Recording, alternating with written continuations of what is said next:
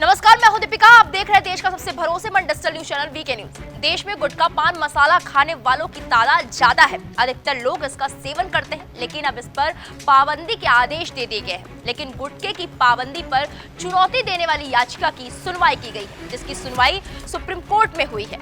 Supreme court ने इस दौरान टिप्पणी की। सुप्रीम कोर्ट ने कहा, आप कोई अमृत थोड़े ही बेच रहे हैं, गुटखा बिक्री पर स्थायी पाबंदी क्यों नहीं लगाते? जिस पर याचिकाकर्ता तमिलनाडु सरकार के वकील कपिल सिब्बल ने कहा, पाबंदी नहीं लगा सकते क्योंकि निर्माता कंपनियां पान मसाला और तंबाकू अलग अलग पाउच में बेचती हैं। बता दें, सुप्रीम कोर्ट ने मद्रास हाई कोर्ट के आदेश के खिलाफ दाखिल की गई तमिलनाडु सरकार की याचिका पर नोटिस जारी कर जवाब मांगा है। दरअसल मद्रास हाई कोर्ट ने तमिलनाडु के खाद्य सुरक्षा आयुक्त की 2018 की अधिसूचना को रद्द कर दिया था। इसके जरिए गुटखा और अन्य तंबाकू आधारित उत्पादों की बिक्री, निर्माण और परिवहन पर रोक लगाया गया था।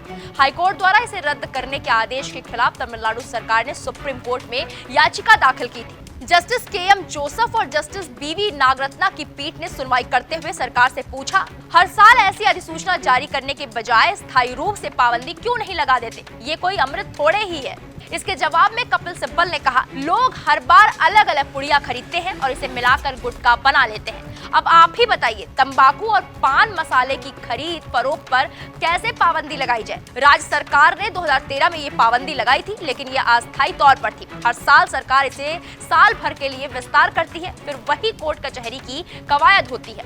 गुटखा निर्माताओं की ओर से सीएम वैद्यनाथन ने कहा, सिर्फ स्वास्थ्य आपातकाल में ही इनकी खरीद बिक्री पर अस्थायी पाबंदी लगाई जा सकती है। पूर्ण पाबंदी मौजूदा कानूनी फ्रेमवर्क के तहत नहीं हो सकता।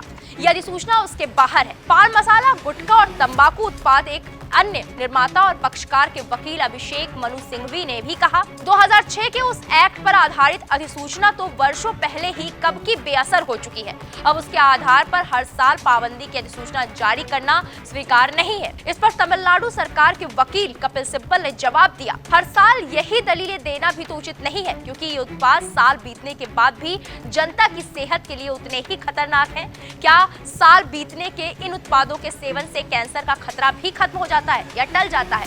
ये कैसी दलील दी जा रही है? जिस पर जस्टिस नागरत्ना ने पूछा, आप सीधे नहीं कर पा रहे तो घुमा फिराकर पाबंदी लगा रहे। सिब्बल ने कहा कि हाई कोर्ट ने इसे फूड प्रोडक्ट माना है, तो हमने एफएसए के तहत इसे नियमित किया। इस पर वैद्यनाथन ने फिर दलील दी, हाई कोर्ट ने गुटखा को खाद्य उत्पाद माना है, लेकिन तंबाकू नहीं। सिब्बल ने अपील की, सुप्रीम कोर्ट राज्य सरकार को इस अधिकार और छूट का आदेश पारित कर दे कि राज्य में पान मसाला और तंबाकू अलग अलग बेचने वालों के खिलाफ कानूनी कार्रवाई करने का अधिकार है। सीएस वैद्यनाथन ने कहा, एफएसए की धारा 30 के मुताबिक ये पाबंदी सिर्फ स्वास्थ्य आपातकाल में ही मान्य है, सामान्य हालात में नहीं। सिब्बल ने कहा, सर्वोच्च न्यायालय ने 2016 में राज्य में तंबाकू उत्पाद पर बैन का आदेश जारी कर दिया है। हम नहीं चाहते कि हाईकोर्ट उस आदेश की राह में रोड़े अटकाए। हालांकि पीठ ने इतने वाद विवाद और संवाद के बाद भी कोई आदेश पारित नहीं किया।